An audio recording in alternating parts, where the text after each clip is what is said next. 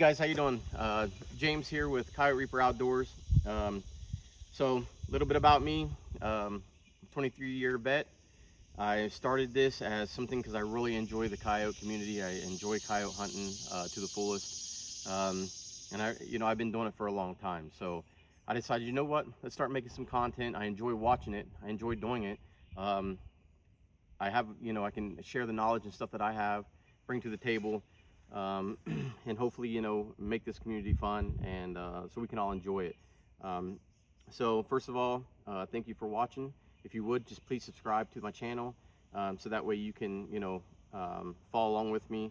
And I'm probably already following yours. If not, please do put your link and stuff in there. I'd be more than happy to follow you. That's what's going to make us all be able to follow each other and learn from each other. Everybody can learn something, and I'm a true believer that no matter you think you know everything, I promise you that you don't. And that will help all of us, learn from each other. And if you have any questions, please again, put them in the comments and I can help you out as much as I can. But yeah, so we'll go from there. We're gonna go over, today, my main thing I wanna go over is a little bit about me. But mainly I just got this DNT in. I'm not affiliated with them whatsoever. But I wanted to share my content. So I wanted a scope that I could record the hunts while I'm actually through the rifle scope, so you can actually see the shots and stuff like that. So I did a bunch of reviews, again, thanks to YouTube. And I really like the way this, for one, I like the way the scope mounts and stuff. So I was kind of looking for a tube scope anyways. But the DNT Zulu 4K is what I end up going with. Now, again, I'm not affiliated with them whatsoever. I purchased this, on my own, everything else. I went through Ridge to River Outdoorz. My great buddy of mine, Mike Unruh, he owns it. So reach out to them, ridgeriver.com. He'll take care of you, I promise you. You can even use code CRO to help you out as well at checkout and give you a little bit of discount. But again, so I got this scope, and today I'm going to sight it in. A little bit about my gun I'm using for my daytime. This is a 22 Creedmoor. I actually call it my 22 Bleedmore, hence the red flow and stuff on it. I built it off a 7 action from Falcor with a 20-inch proof barrel, twist 1/8, 5/8 by 24 at the end there for my Silencer Co. suppressor. Sitting in a Manor stock. And again, the scope is a DNT ZULUS 4. So we're going to go over that today. I'm going to give you my honest opinion when I'm done about the Zulu 4. I'll post some videos of it too inside of here so you guys can see, what you think about it. And we'll just kind of go from there. I'll let you know my reviews. I'll let you know, did I like the scope? Do I not like the scope? Is it clear that I thought it would be? Is it easy to sight in, etc. I'll show you guys kind of like my pack out and stuff too that I have. So this is what I take with me every time I go hunting. Obviously not the book.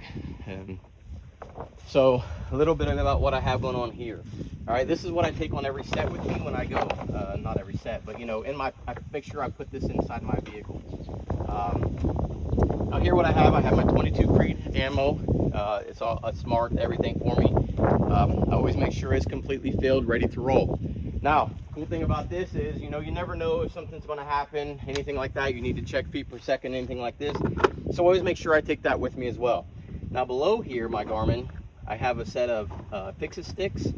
So that way if I need to change something, in scope, something's going wrong, maybe arc rails coming loose, something happened, I always have a set of those tools on me. You just never know. Of course, some extra batteries, 18650s. Over here I have all my 18650s. Mostly that's for my thermal hunting stuff, nighttime. I have AA batteries here. That'll help me with my remote, in case, you never know, you're out on a stand, all of a sudden that thing starts flashing at you, letting you know that you need more batteries. Then I have the bigger batteries here, and this is what the DNT takes. It's the 21-700s. I have a spare one of those, and of course there's one inside the scope. I have my scale, so that way I can, put the scale on there, weigh the coyote, stuff like that. Here I have some hand warmers. That again, if something were to happen, get a scope knocked off, thermal hunting, etc., I can throw a hand warmer up real quick, re-sight it in, or make sure I'm good still. There's some True Recoil oil. Great, honestly, probably the best oil I've ever used. It is another veteran-owned company, but I get that through Mike, my buddy. They're at Rich River Outdoors. And then of course I have my chargers and stuff for my night thermals, stuff like that. My chargers for, you know, the batteries of all sorts, plug-ins, etc. And down at the bottom of that I also have my charging pack. So if I need to come to a ground and I need to get over the fence, I have my little fence jumper there too, and a pair of gloves. Obviously this time of year you always want to have gloves on you because ticks will be all over you. And of course some coyotes are kind of nasty, but you know, everything goes right inside this pack. Like I said, this just goes in my vehicle. It's all nice, secured. Everything's, you know, I know exactly where everything's at. So that's what I take in my pack with me every time I go out.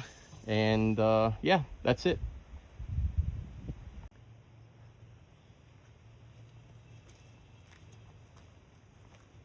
All right, I have everything set up, have my Garmin set up. Today I'm going to be shooting Druid Hill Armory 69 grain, loaded with their 69 grain Varmint Kings. Again, I'm using a 1/8 twist barrel. We'll see what kind of groups of stuff. I'll tell you right now, like Druid Hill makes really good ammo. A veteran-owned business again. Again, use code CRO and save you 10% off their ammo as well.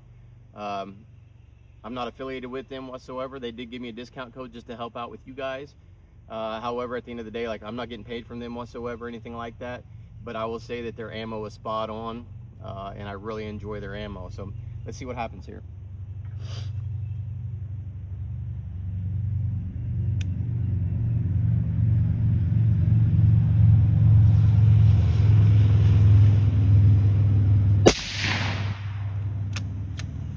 All right, here we go. This is going to be shot number 2.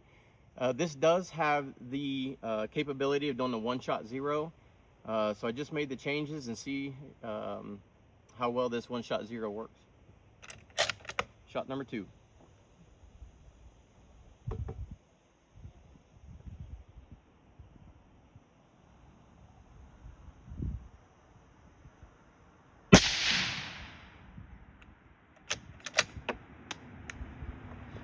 That time we're shooting 3,277 feet per second. All right, guys. So yeah, just finished up there. I'll tell you that it's, I mean, shooting absolutely phenomenal. I shot that one before, then I shot 3 after, all touching each other. Absolutely exactly what you want out of a scope. I'm very impressed with it so far, holding that zero like that. And I will say so far, so good with this scope. I did make one last change because it was, like I said, it was up and to the left a little bit. I just moved it down 1 click there.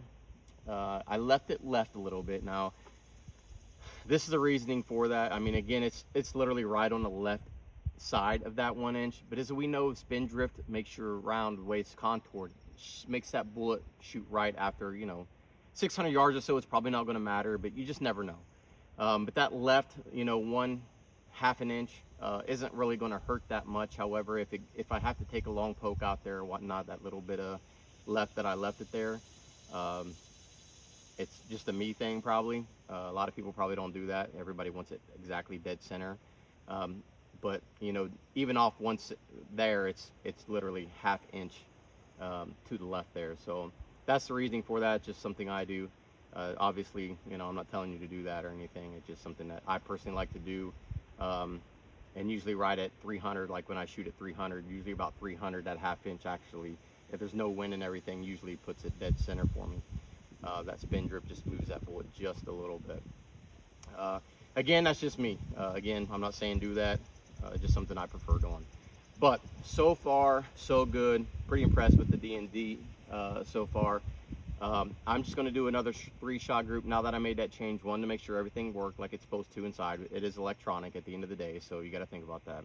I have another orange circle up there. I'm going to fire 3 more shots. And then from there, if everything looks good to go from there, that'll be it for the DNT. I'll tell you my thoughts on it overall. And we'll just kind of go from there. So here we go. Okay, so it looks like we're right above the orange. The orange is literally a 1-inch circle. It looks like we're right above there.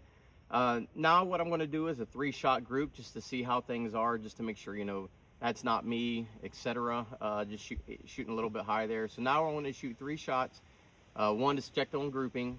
2 to see if, you know, if they're all 3 exactly high again, then that tells me, hey, I do need to bring it down a little bit more, etc. And again, we're still breaking this barrel in, so it could, you know, maybe there might be one left a little bit, one right a little bit, etc.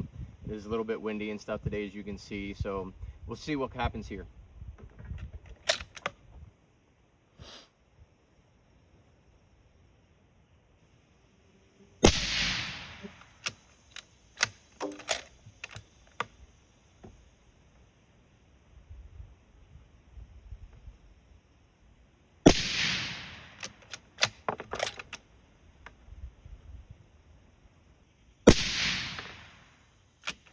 All right, so now what I'm going to do is I'm going to go out there and check it.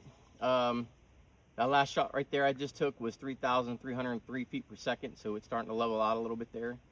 The average right now is 3,296 feet per second. I'm going to go check it now. If I need to make corrections, I'll make corrections. I also wanted to shoot that 3-shot group a little bit quick, get that barrel heated up a little bit to see if that might change anything as far as accuracy and stuff as well. So let's see what happens here.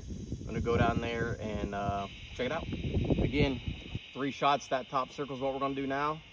Again, we're gonna do them pretty quick, and then we'll see what happens from there. Hopefully, like I said, there's no adjustments needed.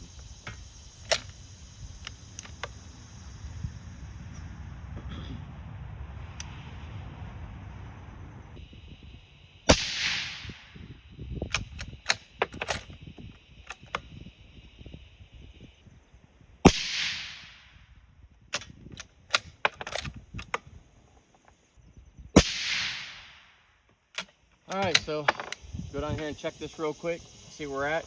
Right now my average is 3,300 feet per second, right on the nose. So everything's looking pretty good, right at 3,300 feet per second. It's actually really good out of a 20-inch barrel. It's kind of what I was expecting. So so far, extremely happy with the gun, extremely happy with the DNT. All right, so I went and got the target for you real quick, so I can show you exactly what happened here. So my first shot was all the way up here, made those adjustments. That was my second shot. Again, this is my 3rd shot right here, and then that's when I did that 3 rounds. So then I did 3 more rounds here. That told me okay. I just moved it down 1, moved up to this circle right here, and as you see right there's my 3-shot group right here to the left. Like I said, that's just something I prefer to do. So this gun's ready to shoot. My average being 3,300 feet per second, I'll put that inside the ballistic calculator. And from there, we will see how good the LRF is later on when I get to go do some long range shooting. But so far, so good with that. Okay, so have it all sighted in now. Everything's ready to roll. I'm ready to get after some coyotes during the day. Let's talk about a couple things about the DNT. Extremely easy to use, extremely user friendly. Again, I want to say this real quick. I'm not sponsored by them whatsoever, okay? This is my true, honest opinion about it. Very easy to sight it, very user-friendly. As you guys can see from the target, it shoots very well. Of course, a lot of it goes to the rifle itself, obviously, being a great shooter.